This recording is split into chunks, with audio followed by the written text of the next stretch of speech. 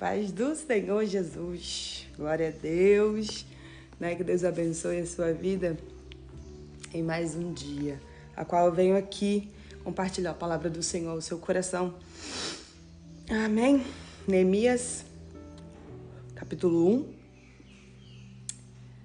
Vou começar do versículo 1, aí vou decorrendo alguns versículos, amém? Presta atenção. Nesta manhã, tarde ou noite, eu não sei qual horário que você vai ver, mas eu creio que a poderosa palavra de Deus vai poder edificar a sua vida e trazer luz ao seu entendimento. Palavras de Neemias, filho de Acalias. No mês de Quisleu, no 20º ano, quando eu estava na cidadela de Suzã, veio Anani, um dos meus irmãos, com alguns homens de Judá. Então lhes perguntei a respeito dos judeus que escaparam e que sobreviveram ao exílio e a respeito de Jerusalém. E eles me responderam: os restantes, os que sobreviveram ao exílio e se encontram lá na província, estão em grande miséria e humilhação. As muralhas de Jerusalém continuam em ruínas e os seus portões foram destruídos pelo fogo. Quando ouvi estas palavras, eu me sentei, chorei e lamentei por alguns dias. Fiquei jejuando e orando diante do Deus dos céus.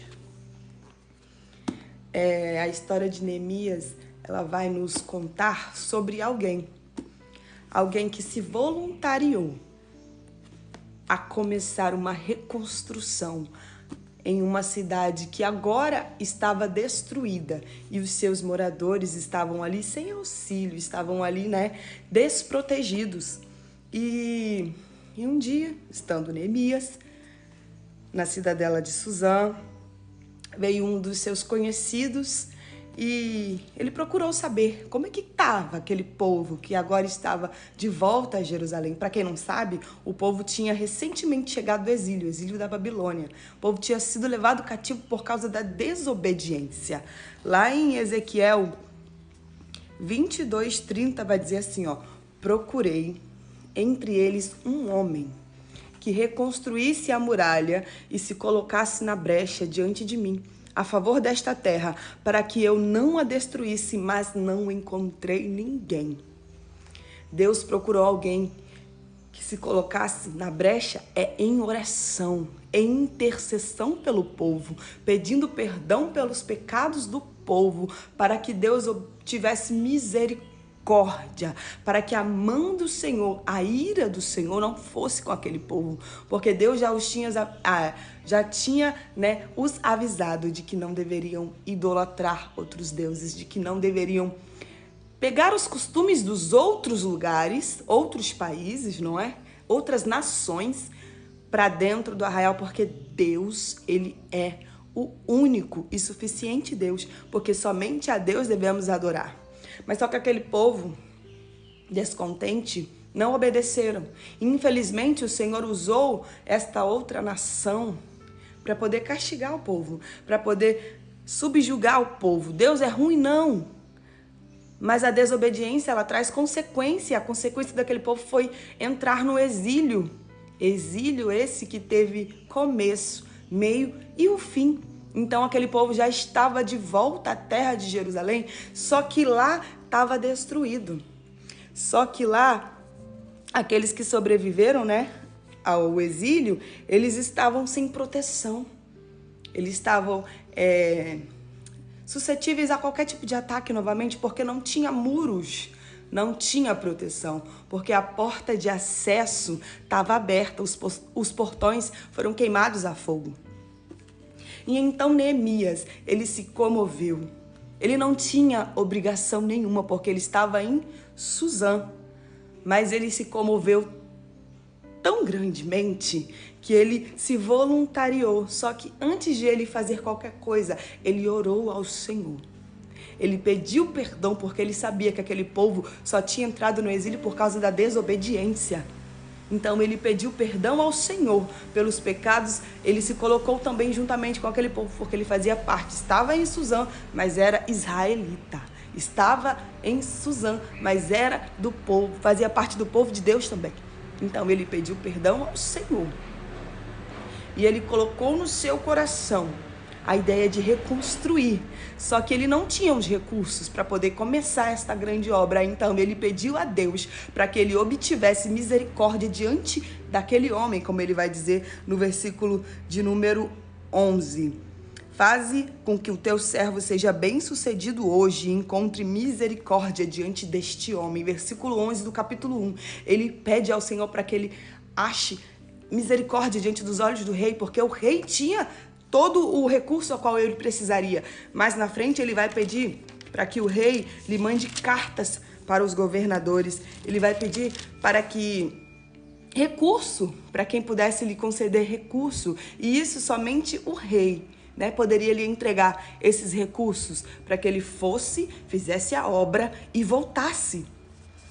E para aquele que deseja fazer a diferença, para aquele que deseja quebrar um ciclo dentro da sua família, você que é sozinho, sabe, que começou a servir ao Senhor Jesus, só você foi o primeiro e enfrentou oposições, porque hoje em dia é assim, se a gente não pensa conforme a maioria, nós somos excluídos, nós somos, né,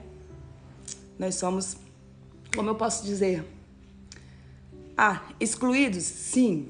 Nós somos taxados como caretas? Sim, porque queremos fazer a diferença. Então a gente enfrenta a oposição, assim como Neemias enfrentou em toda essa reconstrução de muros, mas ele não deu ouvido àqueles que queriam criticar. Ele não desceu ao nível dos seus opositores, mas ele continuou firme até o fim, até Jerusalém estar com seus muros reconstruídos, até Jerusalém estar com suas portas de novo no lugar. Querido, não pare.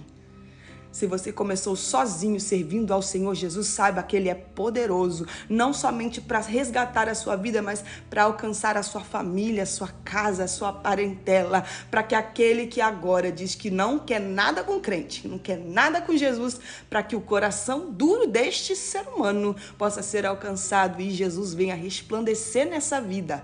Continua, persevera, porque aquele que bate, a porta abre, Deus abre, mas para aquele que está na brecha, para poder fazer algo novo e permanecer intercedendo para que a destruição, para que a ira não continue sendo estabelecida no meio da sua casa, no meio da sua família, no meio da sua parentela, no meio do bairro que você mora, da cidade.